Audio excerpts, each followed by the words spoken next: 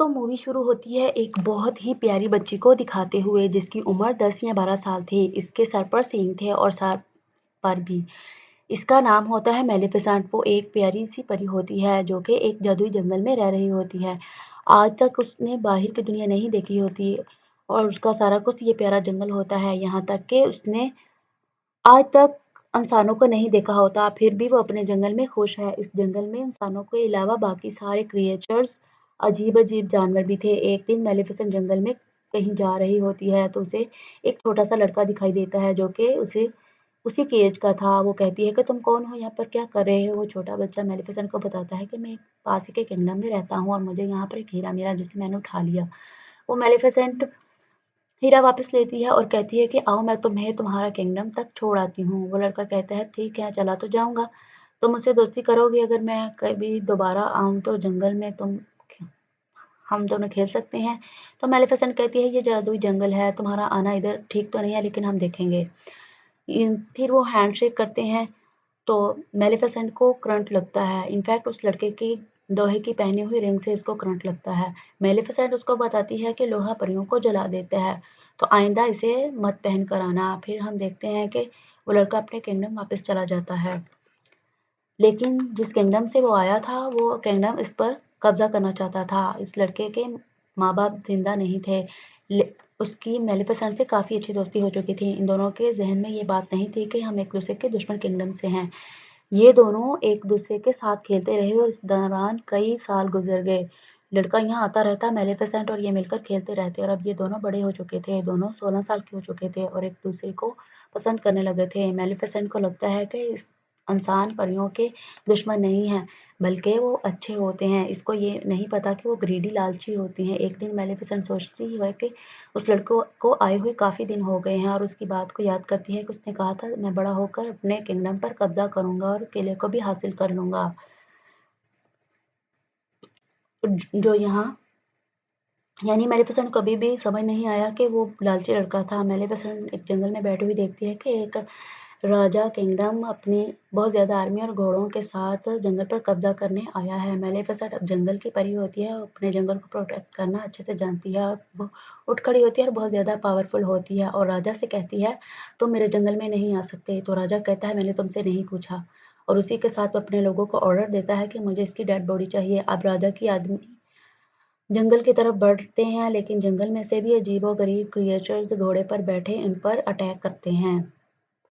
अब राजा की आर्मी उसकी पूरी तरह जख्मी हो चुकी थी और वो सारे के सारे इंसान वहाँ से डर कर भाग जाते हैं कि ये जंगल तो जादुई है, हमारे बस की बात नहीं है इनसे लड़ना। अब राजा अपने किंगडम में वापस चला जाता है और वो बहुत बूढ़ा और कमज़ोर भी हो चुका था। वो सब लोगों को इकट्ठा करके कहता है कि तुम सब जानते हो इस जंगल में कितना खजाना है और मैं शुरू से ही तुम्हें कहता रहा हूँ कि इस पर कब्जा करेंगे, लेकिन अब जैसी मेरी हालत है मुझे नहीं लगता कि मैं वहाँ पर जाकर लड़ सकता हूँ। लेकिन तुम लोगों से वादा करता हूँ कि जिसने इस मेलिफिसेंट को मार दिया मैं उसकी शादी अपनी बेटी से करूँगा। तभी इनमें से एक लड़का बाहर आता है, कहता है कि मैं जाऊँगा वहाँ पर। आप ये सुनकर हैरान हो जाएँगे कि ये लड़का कौन था। ये लड़का स्टीफन यानी वही लड़का था जो मेलिफिसेंट के साथ खेला करता था। अब हम देखते हैं कि स्टीफन जंगल में मिलने के लिए जाता है मेलिफिसेंट कई साल बाद। मेलिफिसेंट पूछती है कि इतने अरसा तुम कहाँ रहे? तुम्हें ज़रा ख्याल नहीं आया हमारी दोस्ती का? वो कहता है कि मुझे माफ़ कर दो, कुछ मसरूफ़ हो गया था, लेकिन मैं तुम्हें आज तक नहीं भूला। वो अभी भी मैं तुम्हें बताने आया हूँ कि हमारा राजा तुम्हें मारना चाहता है। तुम अपना ख्याल रखना। मैं तुम्हारी हिफाजत और प्रोटेक्शन करने आया हूँ। इसके बाद वो दोनों बातें करने लगते हैं। मेलिफिसेंट उसे कहती है कि मैंने माफ़ किया, क्योंकि उसको पता नहीं होता कि इंसान किस कदर बुरे हो सकते हैं। वो इस पर यकीन जो कर लेती है, मगर स्टीफन बहुत लालची इंसान था। उसे नशे की दवाई पिला देता है पानी में, जिससे वो बेहोश हो जाती है। उसके बाद स्टीफन चाकू उठाता है और मारने लगता है, लेकिन नाकाम। फिर अगली सुबह हम देखते हैं कि जब मेलिफिसेंट की आँख खुलती है तो उसके पर नहीं होते, वो उसके ज़ख्म हुए हुए होते हैं, जिसे देखकर मेलिफिसेंट को अपनी आँखों पर यकीन नहीं होता। वो चिल्लाने लगती है, रोने लगती है, क्योंकि अब खूबसूरत पर उसके साथ नहीं रहे और अब परों वाली परी नहीं रही। दूसरी तरफ हम देखते हैं कि स्टीफन मेलिफिसेंट के पर लेकर राजा के पास आता है और कहता है कि ये ले, मैंने आपसे पूरा वादा कर लिया है जो आपसे किया था। तो राजा बहुत खुश होता है और उसे इस किंगडम का राजा बना देता है। स्टीफन का ख्वाब पूरा हो जाता है, यानी इस लालची इंसान का ख्वाब पूरा हो जाता है। दूसरी तरफ मेलिफिसेंट दिखाई देती है, जो काफी उदास थी क्योंकि वो अब उड़ नहीं पाती। वो एक दिन जंगल चलकर जा रही थी तो देखती है कि एक शिकारी एक कौवे को मारने वाला है। ये सब देखकर उसे फौरन इंसान बना देती है। फिर शिकारी बेचारा डरकर भाग जाता है। तो वो कौवा इंसान बन जाता है, उसके पास आता है, कहता है थैंक यू, लेकिन आपने ऐसा क्यों किया? मेलिफिसेंट कहती है बस मेरे दिल में रहम आ गया। तो कौवा कहता है मैं आज के बाद आपकी सारी जिंदगी खिदमत करूंगा, आपकी हर बात मानूंगा। वो इंसान बनने पर काफी खुश था। मेलिफिसेंट भी उसकी इस बात पर एग्री हो जाती है। वो इसका नाम डीवेल रखती है। डीवेल उसे इंफॉर्मेशन ला ला कर देता है। मेलिफिसेंट को पता चलता है कि स्टीवर्ट ने सिर्फ राजा बनने के लालच में उसके पर काटे तो उसे इंसानों से नफरत होने लगती है और उसे इंसानों पर से ट्रस्ट खत्म हो जाता है। फिर हम देखते हैं कि इस तरफ किंगडम में स्टीफन की राजा की बेटी से शादी हो चुकी थी और अब उसकी एक बेटी पैदा हुई। वहां पर काफी सेलिब्रेशंस हो रही थी और किसी को कुछ नहीं पता था कि वहां पर कौन कौन आया है, कहाँ से आया है। और दूर-दूर से इस चीज़ का फ़ायदा उठाते हुए मेलिफिसेंट भी वहाँ जाती है और उसे विश करने लगती है। उस बेबी से कहने लगती है कि तुम बहुत प्यारी हो, लेकिन जैसे ही तुम 16 साल की होगी, तुम्हें एक सुई चुभेगी जिसके बाद तुम्हारी डेथ होगी। स्टीफन उसके आगे गिड़गिड़ाने लगता है कि ऐसा मत करो, तुम मेरा बदला मेरी बेटी से क्यों ले रही हो? तो मेलिफिसेंट कहती है तो मैं भी एक लड़की थी और तुमने मेरे साथ क्या किया? मेलिफिसेंट के दिल में अभी भी कुछ रहम बाकी था। वो कहती है कि स्टीफन से कहती है कि एक सॉल्यूशन है, अगर तुम्हारी बेटी को 100वें बर्थडे पर सच्चा प्यार मिल गया तो उसकी जान बच सकती है। स्टीफन इस बात से काफी परेशान हो जाता है। फिर वो 3 छोटी परियों को लाता है, कहता है कि मेरी बेटी को यहाँ से दूर ले जाओ, दूर ले जाओ जब तक वो 16 साल की नहीं हो जाती। इसे मत यहाँ पर रहना वरना इसका कर्ज सच्चा हो जाएगा। इसके बाद जंगल पर निकलता है अटैक करने के लिए, लेकिन ऐसा नहीं कर पाता क्योंकि जंगल की बाउंड्रीज को मेलिफिसेंट ने कवर कर रखा होता है अपनी पावर से। अब कोई भी इंसान इस जंगल में नहीं आ सकता।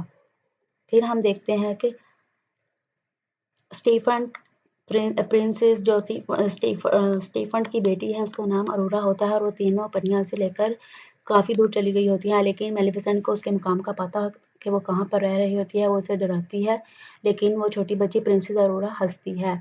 लेकिन अब मेलिफिसेंट का दिल भी उसके लिए सॉफ्ट होने लगता है क्योंकि मेलिफिसेंट अच्छी परी है, वो जालिम औरत नहीं होती। वो तीन परियां जो प्रिंसेस अरोरा की केयर करती हैं काफ़ी केयरलेस होती हैं। मेलिफिसेंट प्रिंसेस को कभी जान बचाती है पहाड़ से तो कभी दरख्त गिरने से। वक्त गुजरने के साथ साथ प्रिंसेस अरोरा बड़ी होने लगती है।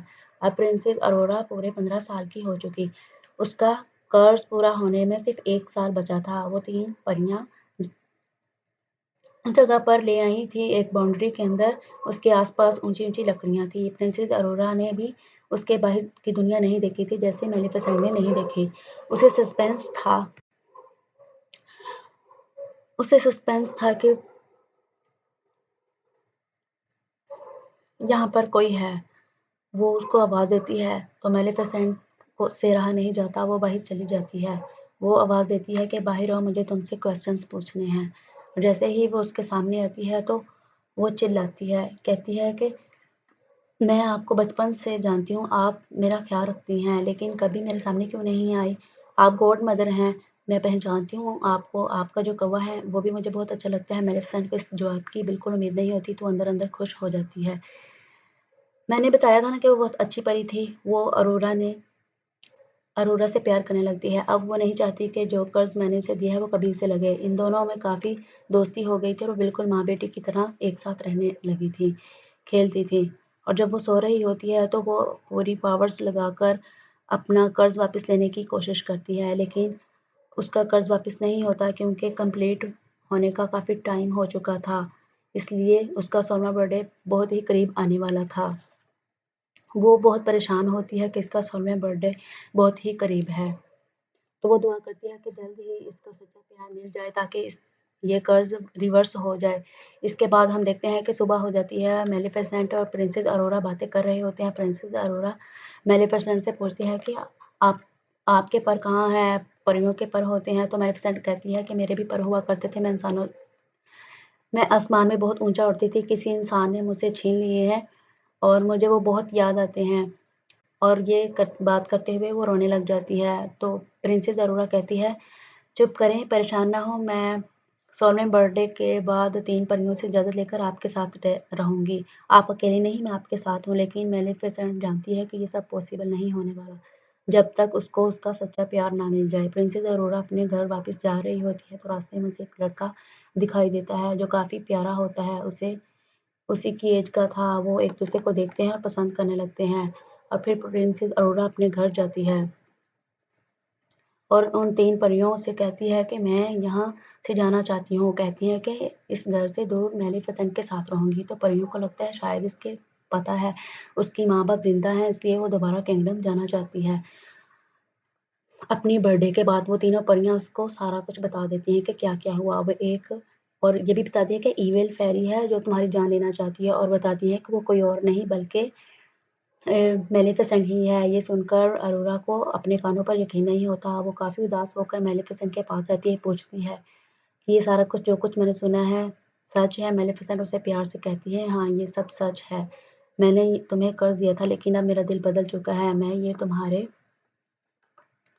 तुम्हारे लिए नहीं किया, ये सब तुम्हारे फादर की वजह से किया था। मैं अब भी तुमसे मोहब्बत करती हूँ। मैं नहीं चाहती कि तुम मर जाओ, तुमसे बहुत प्यार करती हूँ। लेकिन प्रिंसेस अरोरा काफ़ी हर्ट होती है और वहाँ से चली जाती है, सीधा किंगडम की तरफ भागती है और अपने फादर से जाकर जा मिलती है और कहती है कि मुझे ये था, मैं सिर्फ अकेली हूँ, मैंने आपको बहुत मिस किया। फिर परियां भी आती हैं और उनका फादर उनको बहुत गुस्सा करता है कि मैंने कहा था कि प्रिंसेस अरोरा को यहाँ पर मत लेकर आना, जब सब कुछ जानते हुए भी फिर भी आप बर्थडे से 1 दिन पहले आप इसको ले आए हैं। और कहता है इसको ले जाओ और एक कमरे में बंद कर दो और इसके पास कोई भी ना जाए। उम, लेकिन वो राजा उसको उसके कर्ज को तो नहीं रोक सकता था। जैसे ही उसके कर्ज का टाइम आता है, वो तो एक सुइयों वाले पिल्स के पास खुद ब खुद चली जाती है और अपने आप ही उस सुई को टच कर लेती है और वो हमें और गहरी नींद में चली जाती है। ये देख कर और सुनकर राजा बहुत परेशान हो जाता है कि अब उसकी बेटी हमेशा की गहरी नींद में चली गई है, और मेलिफिसेंट को भी दुख होता है और वो देखती है उस लड़के को कि शायद ये दोनों एक दूसरे से मोहब्बत करते हों, तो ये उसका सच्चा प्यार हो। वो उसको मेलिफिसेंट के पास ले जाती है,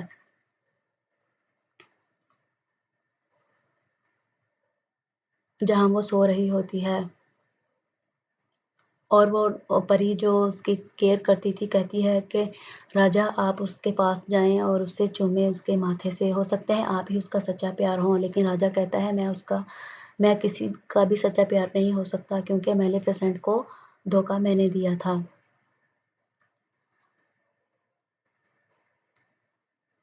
फिर वो उस लड़के को उसके पास लेके आती है, तो वो लड़का उसके पास जाता है और माथे पर किस करता है। वो देखती है और लेकिन वो नहीं जागती, वो रोने लगती है। वो कहती है मुझे तुम्हारी बहुत याद आएगी, मुझे तुम्हारी स्माइल याद आएगी, मैं तुम्हें कभी भी भुला नहीं पाऊंगी। तो वो उसको पता चल जाता है कि ये उसका ट्रू लव नहीं है। फिर वो खुद रोते हुए जाकर उससे किस करती है और वापस जाने लगती है। पीछे से आवाज़ आती है, रुकिए गॉड मदर, और वो बहुत खुश होती है। और ये इससे साफ ज़ाहिर है कि उसका सच्चा प्यार मेलिफिसेंट ही है, जो उसे दिल से चाहती थी और उससे मोहब्बत करती थी। वो कहती है कि मुझे आपके साथ जाना है जंगल में। वो अभी जा रहे होते हैं तो उन पर एक लोहे का जाल डाल दिया जाता है और मेलिफिसेंट बहुत बेबस हो जाती है, तो वो अपने कबे को ड्रैगन बना देती है, जो अपने मुंह से बहुत आग निकालता है और वहां पर मौजूद सभी इंसानों को जला देता है। स्टीफन एक लोहे की शील्ड पहन कर आता है और कुछ लोगों के साथ आके उसे हमेशा के लिए खत्म कर दे। और अरोरा भी देखती है कि यहाँ पर हैं, तो ये पर मूव करते हैं, जैसे उसकी मालिक यहाँ पर है, वो उन परों को आज़ाद कर देती हैं और वो पर खुद ही जाकर मेलिफिसेंट को लग जाते हैं और वो उड़ने लगती है। वो उड़ते हुए वो उड़ते हुए स्टीफन को भी साथ ले जाती है। स्टीफन उस पर अटैक करता है। वो उसको बिल्डिंग से नीचे गिरने नहीं देती, लेकिन वो उस पर अटैक करता है तो वो दोनों नीचे गिरने लगते हैं और वो उसके परों को पकड़ लेता है। तो वो ज़मीन पर गिरने लगते हैं, वो अपने पैरों को खोल देती है, वो ज़मीन पर जा गिरता है और उसकी मौत वाक़या हो जाती है, यानी अब लालची आदमी इस दुनिया में नहीं रहा। तो अब वो अपने जंगल की सारी बाउंड्रीज़ को हटा देती है और वहाँ पर फूल खिलने लगते हैं और ग्रीनरी आ जाती है और अरोरा को कहती है कि तुम इस जंगल की रानी हो और सब जंगल और किंगडम मिलकर हंसी खुशी अपनी ज़िंदगी गुजारने लगते हैं।